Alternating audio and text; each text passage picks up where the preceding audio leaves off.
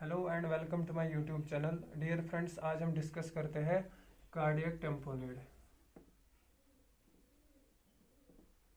Cardiac tamponade cardiac tamponade होता क्या है? ये एक सीरियस मेडिकल कंडीशन है। मेडिकल कंडीशन या हम कहते हैं emergency medical condition, serious medical condition या इमरजेंसी मेडिकल कंडीशन। जिसमें होता क्या है, अगर हम देखेंगे हमारे हार्ट में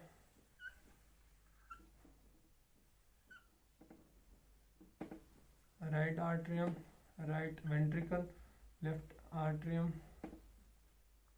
लेफ्ट वेंट्रिकल, ठीक है। और इसके बाद हार्ट के सराउंडिंग में अराउंड हमारी पेरिकार्डियल स्पेस होती है, ठीक है। इसके बाद अगर ये हमारे हार्ट के सराउंडिंग में पेरिकार्डियल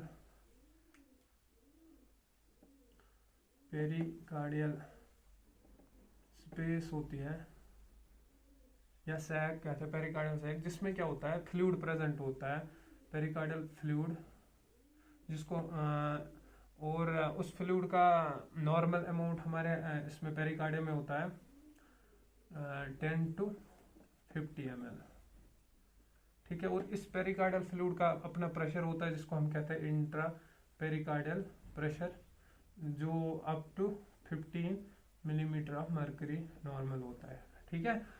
तो अब क्या होता है, हम कार्डियक टेम्पोनेड में क्या होता है कि फ्लूइड एक्यूमुलेट हो जाता है, fluid accumulation in pericardial space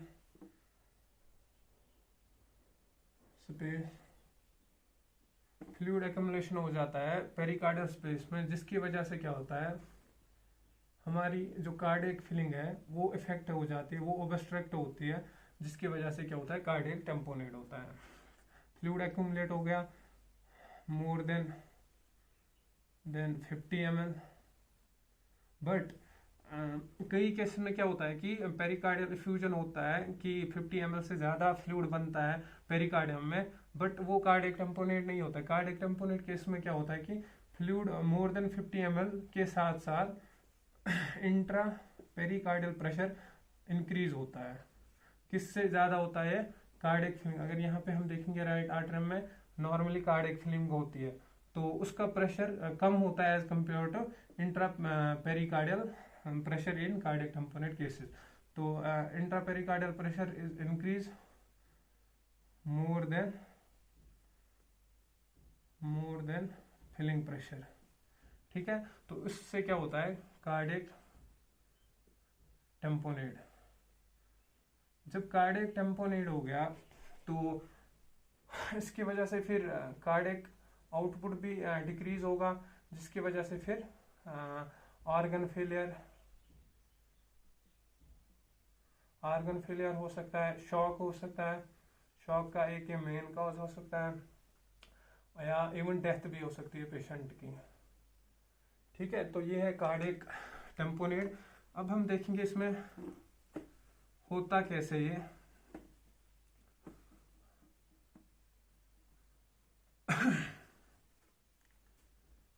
इसमें क्या होता है, अगर हम देखेंगे इसमें हम तीन मेन चीजें तीन देखते हैं। इसमें पहला देखते हैं अमाउंट, दूसरी देखते हैं रैपिडिटी,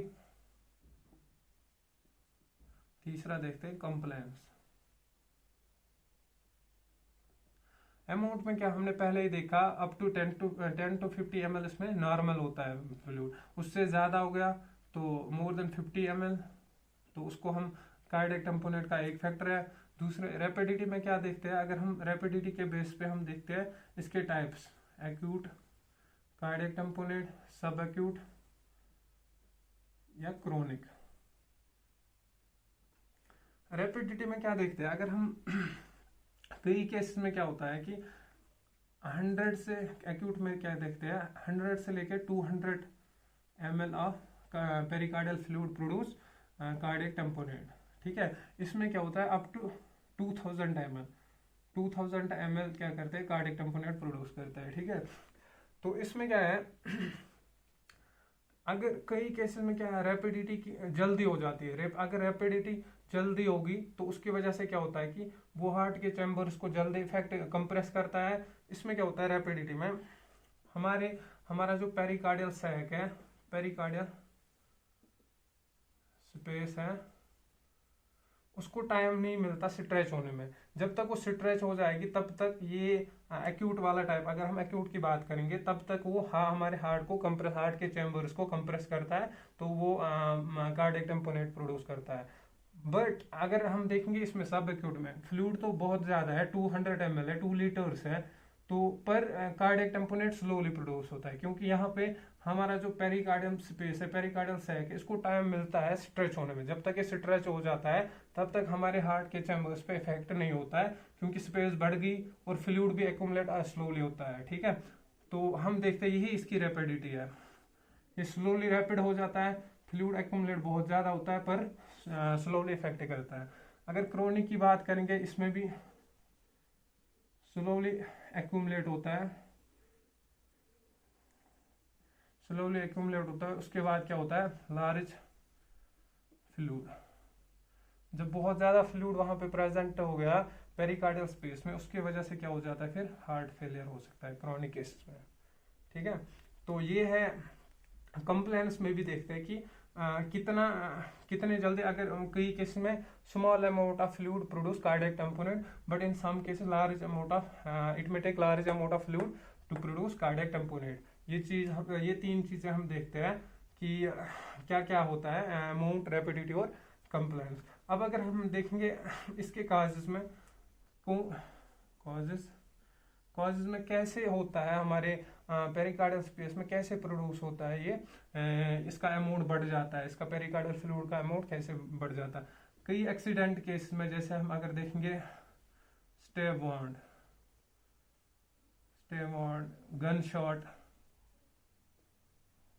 गन शॉट है, या हम देखेंगे पेरिकार्डाइटिस, पोस्ट कार्डियक सर्जरी में क्या होता है कि अगर कोई ब्लीडिंग होगी उसकी वजह से फ्लूइड एक्यूमुलेट हो जाता है पेरिकार्डियल स्पेस में, जिसकी वजह से फिर पेरिकार्डियल इफ्यूजन हो गया, उसके बाद फिर कार्डियक टेम्पोनेट होता है। ठीक है, या हम देखेंगे कोई कैंसर है, जैसे लंग कैंसर है, वो फिर फैल जाता है किसमें पेरिकार्डियल स्पेस में, उसकी वजह से फिर कार्डियक टेम्पोनेट। लंग कैंसर है या ब्रेस्ट कैंसर है, ठीक है, या और भी अदर इन्फेक्शन है जिनकी वजह से कार्डियक टेम्पोनेट हो सकता है, या फ्लूइड एक्यूमुलेट होता है, अदर इन्फेक्शन है। या और एक कॉज भी हो सकता है post myocardial free wall rupture होता है, जहाँ पे मायोकार्डियल इन्फेक्शन में जो साइट होती है, इन्फार्क्ट की जगह होती है, वो फिर क्या होता है सॉफ्ट हो जाते हैं, फिर रप्चर हो जाती है। रप्चर के बाद वो फ्लूइड फिर अगर यहाँ पे फॉर एग्जांपल यहाँ पे साइट है इन्फार्क्ट की, यहाँ पे ये रप्चर हो गया, फिर फ्लूइड आ जाता है इसमें पेरिकार्डियल स्पेस में। या एओर्टिक डायसेक्शन, ये भी एक कॉज हो सकता है फ्लूइड एक्यूमुलेशन के लिए। ठीक है, तो ये इसमें कॉजेज हमने देखे कि कैसे फ्लूइड एक्यूमुलेट होता है पेरिकार्डियल स्पेस में। इसके बाद अगर हम इसकी क्लिनिकल प्रेजेंटेशन डिस्कस करेंगे या साइंस देखेंगे कि कैसे हम डायग्नोज करते हैं इस पे, क्लिनिकल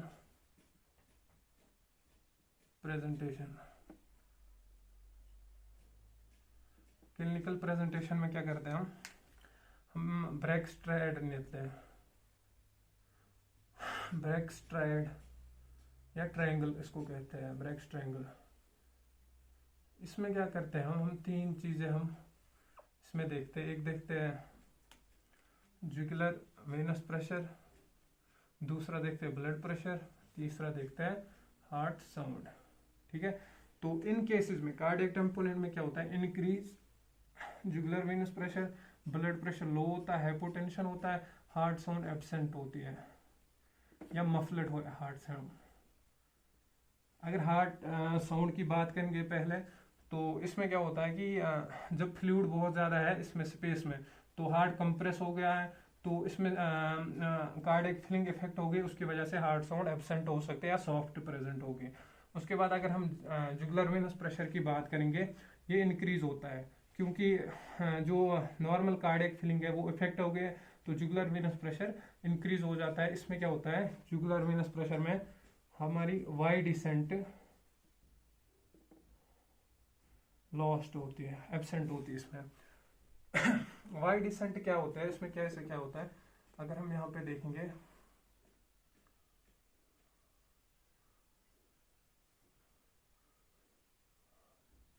अगर हम यहाँ पे ये कंसिडर करेंगे, यहाँ पे हम देखते हैं, यहाँ पे हम देखते हैं ये आर्टेरियल कंट्रैक्शन, ठीक है।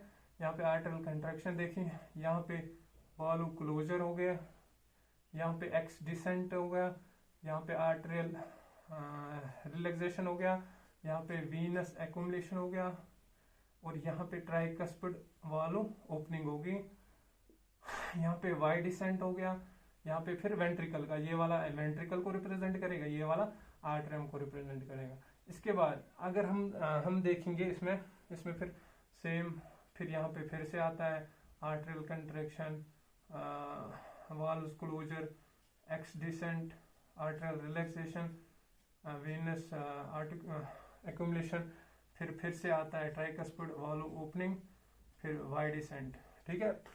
तो इसमें क्या होता है, जैसे हमने देखा पेरिकार्डियल फ्लूइड की वजह से ये कंप्रेस, हमारे हार्ट के चैम्बर कंप्रेस होते हैं, तो राइट वेंट्रिकल में फिलिंग वो ऑब्स्ट्रक्ट होती है, राइट वेंट्रिकल में ब्लड फ्लो नहीं आता है, तो उसकी वजह से क्या है, जो वाई डिसेंट है वो रिप्रेजेंट करता है राइट वेंट्रिकल फिलिंग, या राइट वेंट्रिकल को रिप्रेजेंट करते हैं। अब यहाँ पे होता ही नहीं, तो जो हमारी वाई डिसेंट है ये लॉस्ट होगी। आर्टरिया तक, यहाँ तक नॉर्मल ब्लड फ्लो आता है बॉडी से, यहाँ तक आ गया, ठीक है, पर आगे, इसके आगे राइट वेंट्रिकल में नहीं जाता है, क्योंकि यहाँ से ऑब्स्ट्रक्ट, यहाँ से कंप्रेस हो गया हमारे हार्ट चैम्बर, उसके वजह से क्या आता है, हमारे वाई डिसेंट क्या होते हैं, एब्सेंट होती है, लॉस्ट होती है। तो डायरेक्ट ऐसे फिर से आर्टरियल कंट्रैक्ट करेगा, वाल्व क्लोज होंगे, फिर एक्स डिसेंट रिप्रेजेंट करेगा आर्टरिया को, फिर आर्टरियल रिलैक्सेशन होगी, फिर से आ गया ट्राइकस्पिड वाल्व ओपन हो गया यहाँ पे, फिर से वाई डिसेंट एब्सेंट है।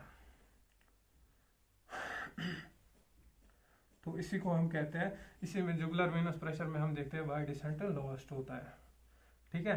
तो उसके बाद अगर हम देखेंगे दूसरा ब्लड प्रेशर की बात करेंगे, ब्लड प्रेशर हमारा इसमें हाइपोटेंशन होता है, लो ब्लड प्रेशर होता है, क्योंकि जब यहाँ से ब्लड आगे राइट वेंट्रिकल से लंग्स में ब्लड चला जाता है, यहाँ पे लंग्स से फिर लेफ्ट आर्टरियम से लेफ्ट वेंट्रिकल, फिर आयोटा, फिर बॉडी। पर यहाँ पे जब ब्लड प्रेशर कम है, कार्डियक फिलिंग कम है, तो लंग्स को ब्लड प्रेशर कम होगा, लंग्स से फिर सप्लाई जो आती है लेफ्ट आर्टरियम में, लेफ्ट वेंट्रिकल में, वो भी कम होगी। तो यहाँ पे क्या होता है, जब लेफ्ट वेंट्रिकल में कम ब्लड सप्लाई ऑब्स्ट्रक्ट होगी, कम ब्लड सप्लाई होगी, तो हमारा एंड डायस्टोलिक वॉल्यूम डिक्रीज होगा। जब एंड डायस्टोलिक वॉल्यूम डिक्रीज हो गया, तो हमारा स्ट्रोक वॉल्यूम भी डिक्रीज हो गया। स्ट्रोक वॉल्यूम के बाद हमारा कार्डियक आउटपुट फिर डिक्रीज होगा। जब कार्डियक आउटपुट डिक्रीज होगा तो ब्लड प्रेशर भी कम होगा, ठीक है। ये ब्लड प्रेशर, इसमें हम देखते हैं ब्लड प्रेशर, हाइपोटेंशन होता है ब्लड प्रेशर में। उसके बाद साथ साथ में हम देखते हैं इसके पल्स पैराडॉक्स, इसमें ब्लड प्रेशर के साथ साथ हम पल्स पैराडॉक्स देखते हैं। पल्स पैराडॉक्स क्या होता है, अगर हम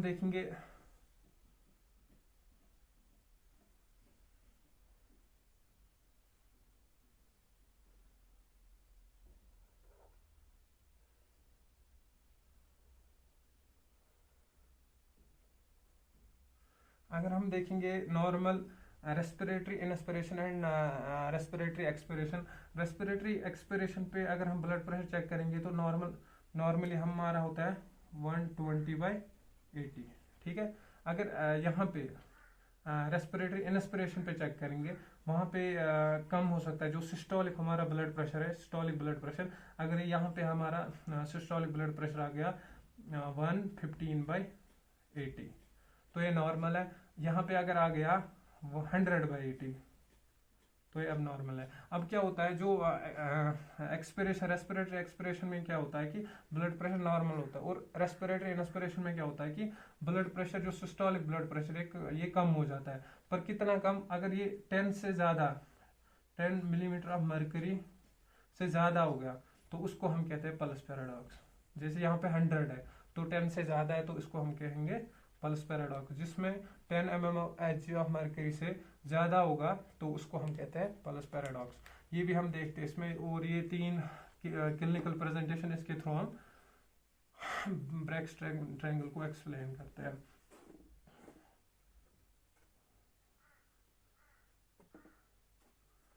इसके बाद हम देखेंगे, हम डायग्नोस्टिक प्रोसीजर में क्या करते हैं। डायग्नोस में हम सबसे पहले करते हैं इकोकार्डियोग्राफी।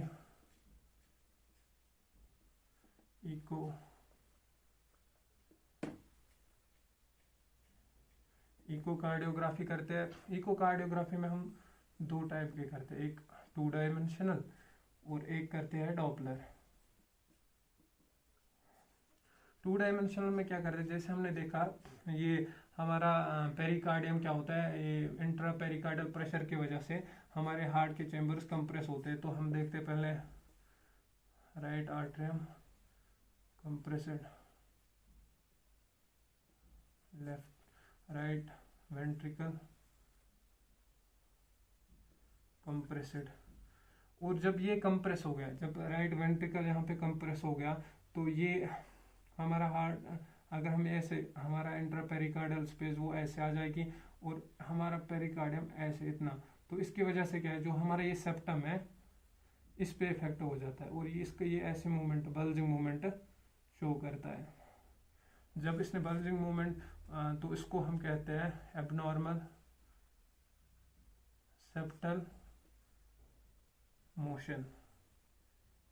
एबनॉर्मल सेप्टल मोशन हो जाती है। और साथ में यहाँ पे अगर हम देखेंगे इन्फीरियर वेना कावा, जब यहाँ से ब्लड आगे आया ही नहीं, तो इसकी डायलेशन हो जाती है, इन्फीरियर वेना कावा डायलेशन। तो ये हम देखते हैं 2 डायमेंशनल इकोकार्डियोग्राफी में। डॉपलर में हम देखते हैं ब्लड फ्लो रेट, जैसे ट्राइकस्पिड वालों या बाइकस्पिड वालों या आयोटिक वालों, पल्मोनरी वालों, इनके थ्रू ब्लड का फ्लो रेट कहीं पे स्लो कहीं पे फास्ट हो जाता है, तो वो हम थ्रू डॉपलर के थ्रू चेक करते हैं। इसके बाद हम करते हैं दूसरा, ये पहला है, दूसरा हम करते हैं ईसीजी। ईसीजी में हम देखते हैं जैसे वोल्टेज डिक्रीज होती है, कम होती है, एसटी एलिवेशन होती है, जैसे मायोकार्डियल इन्फार्क्शन में एसटी एलिवेशन होती है इसमें, और जो इलेक्ट्रिक चार्ज एम्पलीट्यूड वो भी चेंज हो जाता है, वो चेंज होता है। और इसके बाद हम तीसरा हम एक्सरे करते हैं। एक्सरे में क्या करते हैं हम, जो हार्ट की शेडो है वो लार्ज आती है इसमें एक्सरे में, बट उसके जब हमारा इंट्रा पेरिकार्ड, जो पेरिकार्डियल फ्लूइड है वो 250 ml से ज़्यादा होगा, तो उसमें क्या होता है, लार्ज शेडो ऑफ हार्ट की जो शेडो है वो ज़्यादा आती है इन 250 ml से अबव जब पेरिकार्डियल फ्लूइड होगा। तो एक्सरे में हम ये देखते हैं। हो गए 3, और हम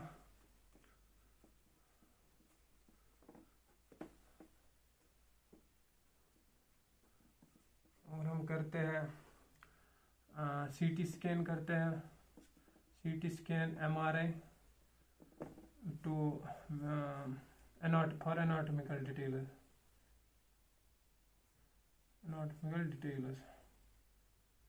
और हम करते कार्डियक कैथेटराइजेशन।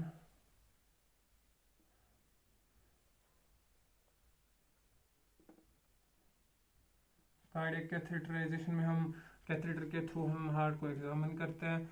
और ये डायग्नोस्टिक प्रोसीजर्स थे जिनके थ्रू हम डायग्नोस करते हैं कार्डियक टेम्पोनेट को। इसके बाद हम ट्रीटमेंट की अगर हम बात करेंगे, अगर हमारे पास कार्डियक टेम्पोनेट का पेशेंट है, अगर हमारे पास कार्डियक टेम्पोनेट का पेशेंट आ गया तो सबसे पहले हम उसको हॉस्पिटलाइज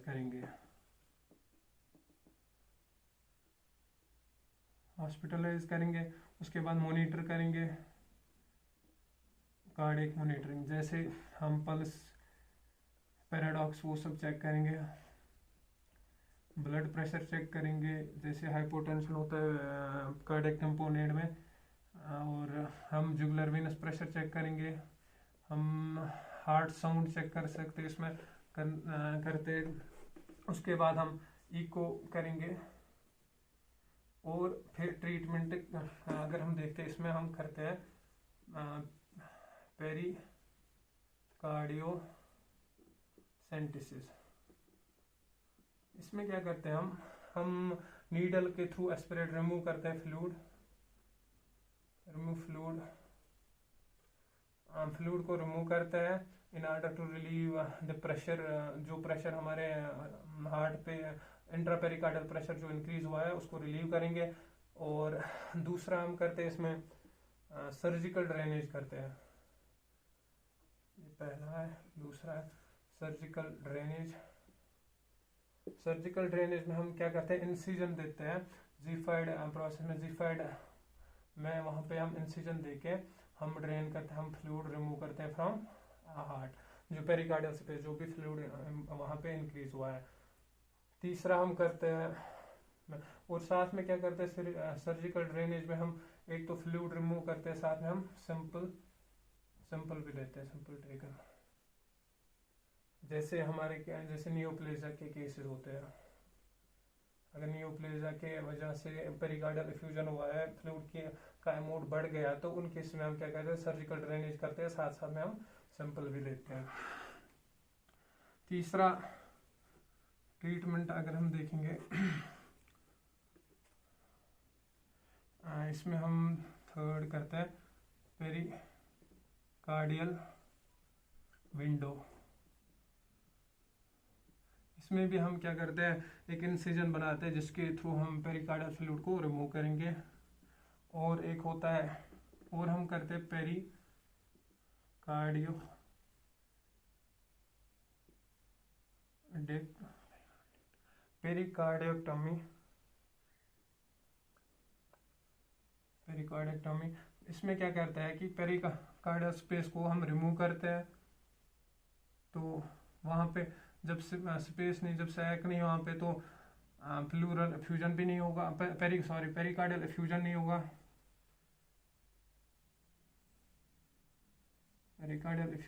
होगा, वहाँ पे, तो फिर कार्डियक टेम्पोनेट भी नहीं हो सकता उसमें।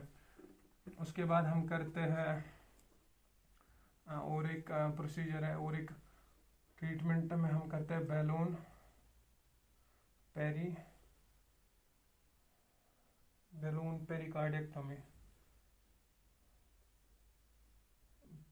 पेरिकार्डियोटॉमी। उसमें क्या करते हैं, इसमें हम बैलून, अगर यहाँ पे हमने जिफाइड के यहाँ पे हम एक इंसिजन बनाते हैं, उसके थ्रू हम बैलून को अंदर डालते हैं। वो बैलून पहले डिफ्लेटेड होता है, तो फिर जब हम अंदर, जब वो वहाँ पे पेरिकार्डियल स्पेस में हम बैलून डालते हैं, फिर उसको हम इन्फ्लेट करते हैं, फिर बाहर रिमूव करते हैं, और उसके थ्रू थोड़ी विंडो बनती है, उसके थ्रू फिर ब्लड रिमूव, वो फ्लूइड जो भी एक्यूमुलेट हुआ होता है वहाँ पे, उसको रिमूव करते हैं हम। तो ये था कार्डियक टेम्पोनेट, इसके कॉज, इसके टाइप्स, इसकी क्लिनिकल प्रेजेंटेशन, इसके डायग्नोस्टिक टेस्ट हम कैसे करते हैं, और treatment. Thank you so much.